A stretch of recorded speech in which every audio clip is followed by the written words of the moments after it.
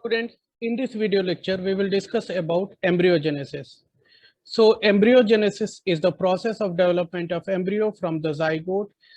And as we have already discussed how two haploid gametes fuse and form the diploid zygote. So the formed zygote develops into the embryo. So this process is called embryogenesis. And there are two types of embryos on the basis of number of cotyledons, means monocotyledonous embryo and dicotyledonous embryo. In case of monocotyledonous embryo, there is a single cotyledon, and in case of dicotyledonous embryo, there is two cotyledon. So two groups of embryos are there, and both the kinds of embryos develop similarly up to a certain stage, and that stage is globular stage, means up to a globular stage both the embryos develop similarly, but afterwards some changes occur in both of these group of embryos, but principally they are showing two different stages in their embryo developmental stage. So all these four stages are pro-embryo stage, globular stage, heart-shaped stage, and fourth and last is the mature embryo stage. So all these stages we will discuss, and we will see how they are forming, means how the zygote develops into the mature embryo by following all these stages. By this schematic representation, we will discuss how embryo develops from the diploid zygote. So as we know, zygote is diploid, and there is a cytoplasm. Inside the cytoplasm there is a nucleus, and what happens by the process of several divisions they forms embryo, but there are certain specific changes.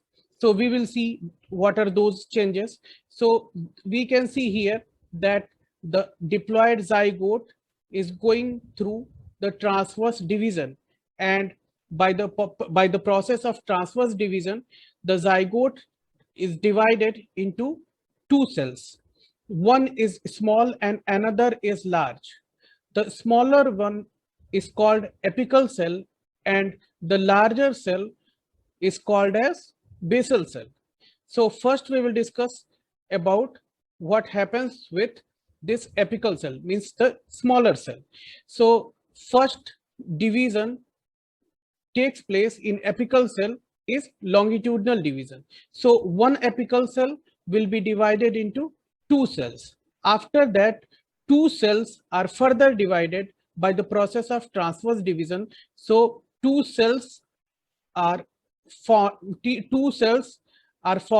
four cells by the transverse division. So this stage will be called as quadrant stage, and all these four cells further divide transversely and forms 8-celled stage, and this 8-celled stage is called octant cell stage. And here all these 8 cells are arranged in two tiers. The upper 4 cells, means the upper tier of the cells having 4 number of cells, give rise to hypocotyl, and the lower 4 cells, means lower tier of the cell, is giving rising the epicotyl, cotyledon, and plumule. Now we'll see here that what happens with this basal cell or the larger cell.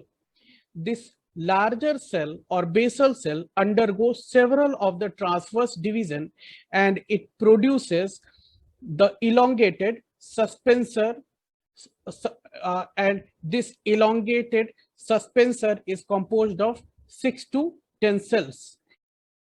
There is one point associated with the suspensor, as the distal part of the suspensor cell attached to the proembryo, which give rise to the radicle.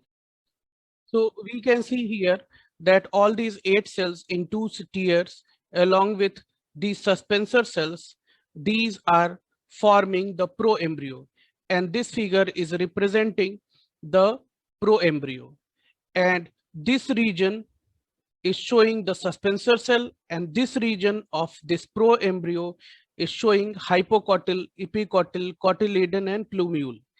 And after this, several divisions take place in this proembryo or hypocotyl, epicotyl, cotyledonous and plumule cells, and it will look like a globule. That's why this stage is called as globular stage. And further, several divisions take place in the same region, means where the hypocotyl, epicotyl, cotyledon and plumule is situated, and this region will somehow look like a heart. That's why this stage is called as heart shaped stage. And we can see here this structure is like a heart, and along with that there is a suspensor cell. After that, the cotyledon differentiates and it finally forms the mature embryo. And now we will see how the mature embryo will look alike. So this one is the mature embryo of a dicotyledonous plant. So we can see here, this one is the hypocotyl, this one is the radicle, and at the tip of radicle there is a cap-like structure, or we can say the protective structure, which will be called as root cap. And in future, this radicle will give rise to the root.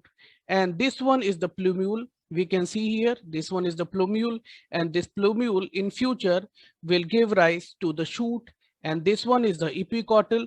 And after this epicotyl, there are two cotyledons. So as I told before, that if there will be two cotyledons, then this embryo will be called as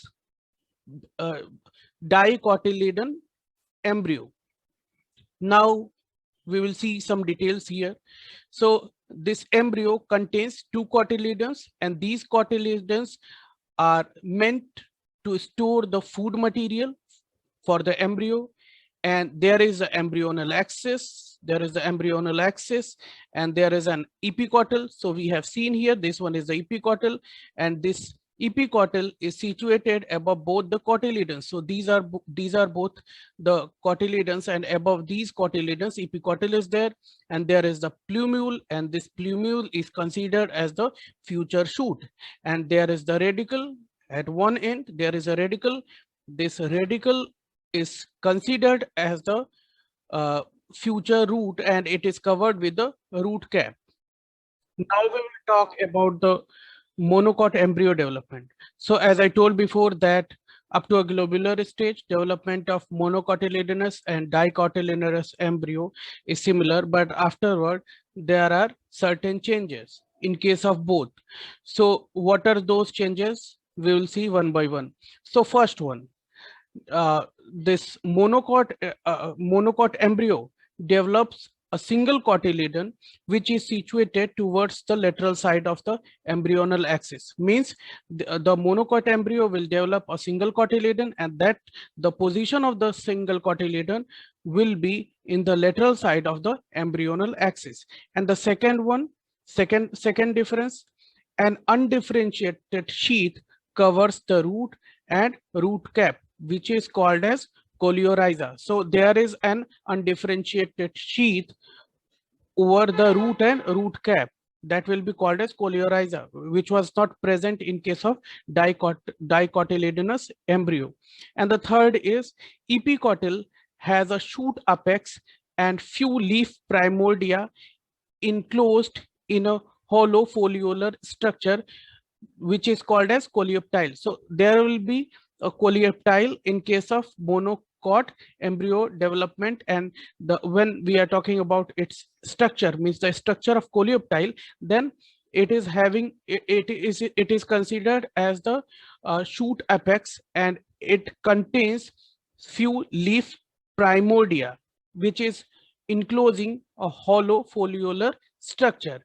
And there is a point as in case of members of grass family, cotyledon is called scutellum. Means in case of grass family, the cotyledon will be called as scutellum, not the cotyledon. So this one is the presentation of the mature monocot embryo. So we can see a clear-cut difference with the dicotyledonous embryo. So there is an this region is showing the radicle, and over this radicle there is a root cap, and root cap, as I told, is covered with the undifferentiated sheath, which is called as coleorhiza. So we can see here coleorhiza is there, and this one is the cotyledon. So cotyledon is situated at the lateral axis of the main lateral side of the main axis of the embryo. So we can see here, and this one is the coleoptile, this one is the plumule. As I told before, the plumule is the future shoot. In future it will give rise to the shoot. This one is the epiblast, and as I told, this radicle will give rise to the root in future. So this is all about the embryo development in both the kinds of embryos, monocotyledonous and dicotyledonous embryo.